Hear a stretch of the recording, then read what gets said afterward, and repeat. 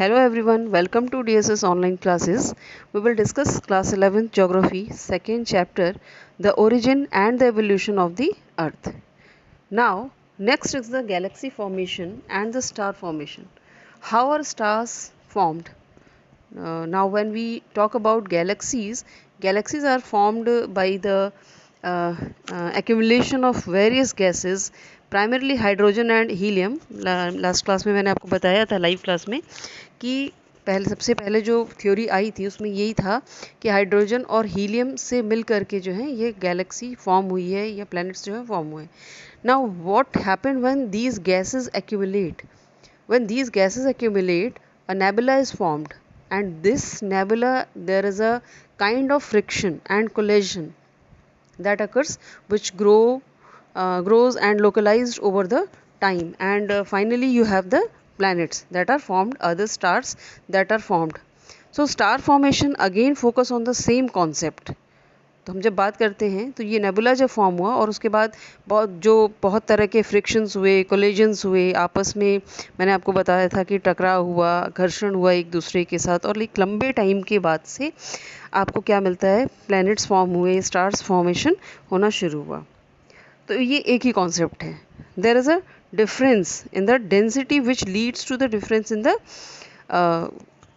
gravitational force that is exerted, and these galaxies have many stars which are spread over many light years. Light year जो होता है ये हम count करते हैं. लाइट ईयर का मतलब इसे हम टाइम से काउंट करते हैं. टाइम काउंट करने का एक फॉर्मूला होता है. तो light year spread over many light years. It's important to note that the light year is not a unit of time. ये टाइम नहीं है. It is a unit of distance. इसे हम डिस्टेंस काउंट करते हैं, टाइम काउंट नहीं करते. Now when we say it's a unit of distance, we why we call it as a light year? So light year we call it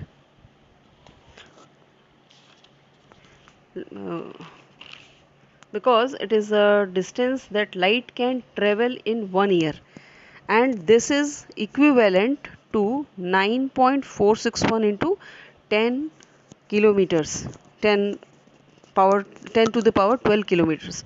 So this much is the distance the light can travel in 1 year, and we call this as a light year.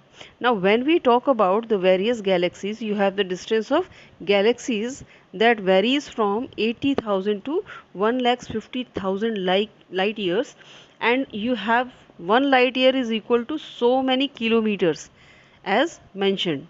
Now we talk about the formation of stars. Formation of stars. Stars का formation कैसे हुआ?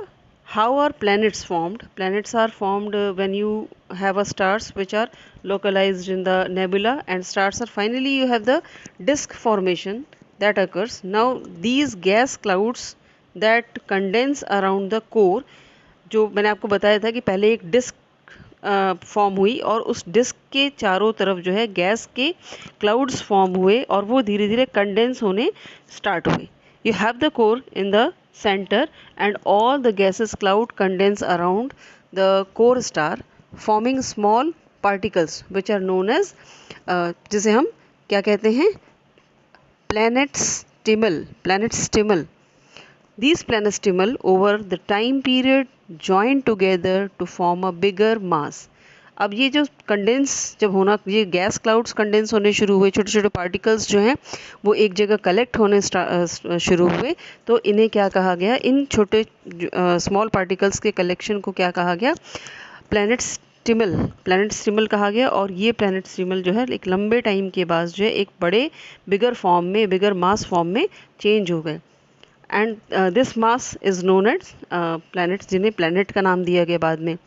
सो planetstimel in simple form we can say that it is the smaller form of planets.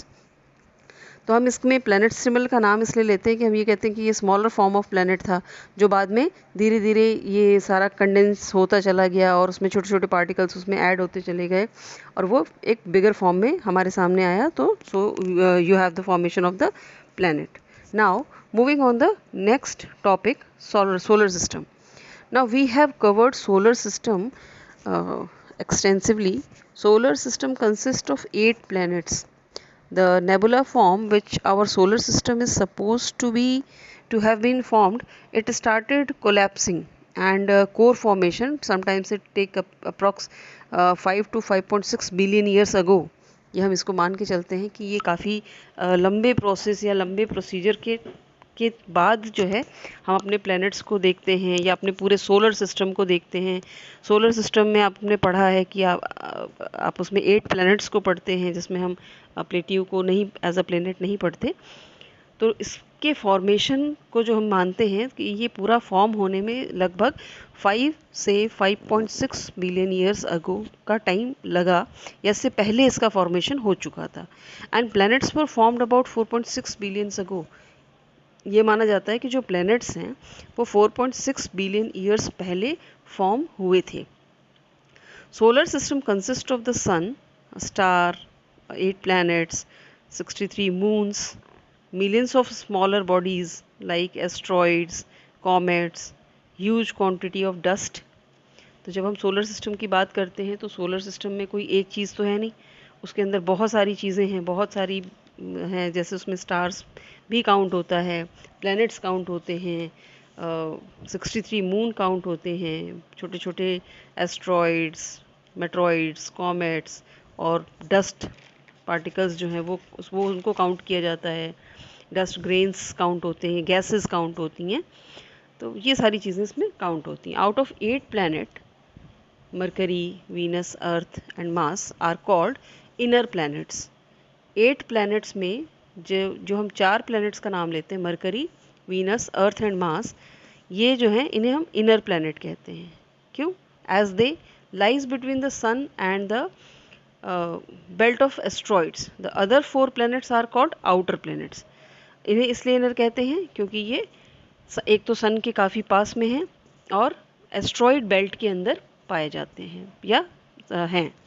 दूसरा, the other 4 planets are called outer planets. इसके बाहर जो भी planets हैं उन्हें हम आउटर प्लैनेट्स कहते हैं। The first 4 planets, now the first 4 planet from the sun are called terrestrial planets.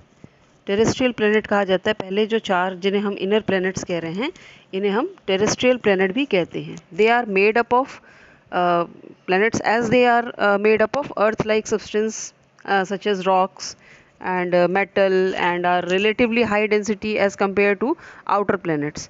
तो इन्हें हम टेरेस्ट्रियल प्लैनेट इसलिए कहते हैं क्योंकि ये अर्थ जिस सब्सटेंस से बना है, रॉक्स मेटल से मिलकर के बना है, तो उसी तरह के मेटल्स और रॉक्स से मिलकर के ये 4 प्लैनेट्स बने हुए हैं, इसलिए हम इन्हें कहते हैं। और ये हाई डेंसिटीज़ में भी हैं आउटर प्लैनेट्स के कंपैरिजन में। The remaining 4 planets are called as Jovian और गैस जाइंट प्लैनेट्स।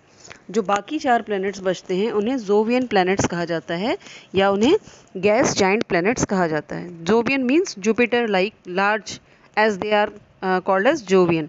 जोवियन का मतलब होता है जो बड़ा होता है, जो बिग होता है, जो लार्ज होता है, उसे जोवियन कहते हैं। Jovian has all of them as much larger as compare to the terrestrial planet.